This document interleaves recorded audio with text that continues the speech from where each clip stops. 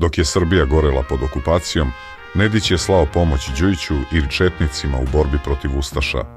Istorija ima drugu stranu. Pošlje malo novaca da bi to nabavio za vojsku golnu i gladnu. Ja sam slao moje kurire. Jedan od mojih kurira, Proto Stojsaljević, sveštenik i najsigurniji kurir, otišao je za Beograd, imao je naređenje. Javi se toga i toga, u te i te dane, u toj i toj ulici, na kuću broj taj i taj i u sob broj tu i tu.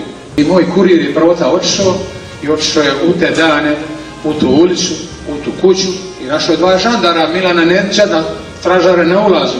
Oni su ga puštili, kad je zakucao na vrata, otvorila se vrata i Bogoljub Kujundžić, bivši ban Bosanske Banovine, bio je u to vrijeme ministar financija u vladi Milana Nedića.